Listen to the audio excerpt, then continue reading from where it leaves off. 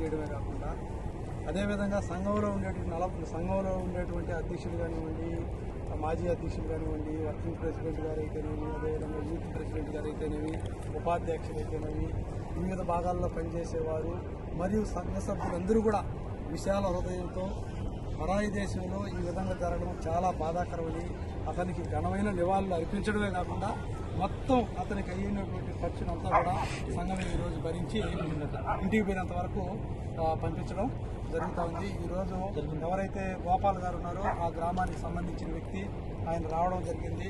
ఆయనకు ఈరోజు ఏదైతే వాళ్ళు ఖర్చు పెట్టినారో ఆ డబ్బులంతా కూడా ఈరోజు మన సంఘం ద్వారా అందజేస్తున్నామని చెప్పి తెలియపరుచుకుంటూ జై వడి.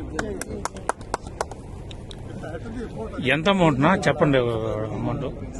అమౌంట్ మొత్తము 230. మీరు దయచేసి వినండి, ఇక్కడ చనిపోతే ఏ 10 లక్షలు 20 లక్షలు కాదు. ఎందుకంటే గతంలో చాలా ఇబ్బందులు పడేవారు. ఇప్పుడు ఇక్కడ ఉండేటువంటి ఎవరైతే విమానయాన సంస్థలు ఉన్నాయో వాళ్ళందరూ కూడా కేవలం నామమాత్రం అంటే 150 దినాలకే ప్రకటిస్తున్నారు. 70 దినాలకే బాక్సులు సమకూరుస్తున్నారు. పైన ఒక 5 దినాలు ఖర్చు అవుతున్నది. ఇక్కడ ఎవరైతే ఆ ఫార్మాలిటీస్ అని క్లియర్ చేస్తారో వాళ్ళు పెద్ద మనసుతో ముందుకు వచ్చి వాళ్ళ విలువైన సమయం 2 రోజులు కేటాయించి బాధితుడికి బాస్కర్గా నిలబడితే చాలా ఈజీ. ఇప్పుడు మేము అందజేసింది 230 దినాలు, మన ఇండియా డబ్బులు 65,000 రూపాయలు.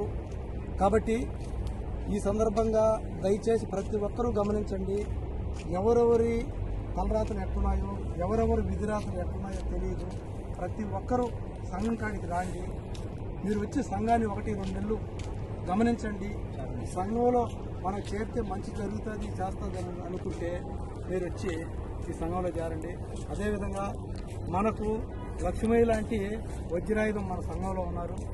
ఈరోజు ఇలాంటి పరిస్థితులు ఎవరికి ఎదురైనా సరే ఆయన చేసేదానికి సిద్ధంగా ఉన్నాడు. ఒక మన కులమనే కాదు, ఎవరైనా ఇతర కులాలలో తెలియక ఈ పేపర్ వర్క్ ఇవన్నీ చేసుకోవడం, అయా మీ సంఘంలో ఈ విధంగా మీ వాళ్ళకి చేస్తున్నారు కదా, మాకు కూడా సహకరించింది అని అంటే మీ వెంట వచ్చి ఆ పేపర్ వర్క్ అంతా కూడా పూర్తి చేసేదని లక్ష్మీ గారు సిద్ధంగా మనం తెలియపరుస్తూ ప్రతి ఒక్కరూ సంఘంలో చేరాలని మనం చేసుకుంటూ జై వడ్డీరా.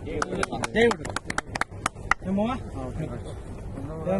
మీ ఊరికి చూడండి, మీ ఊరికి దక్కాల్సిన హక్కు మీకు దక్కింది. ఇది ఫస్ట్ కాకూడదు, చివరి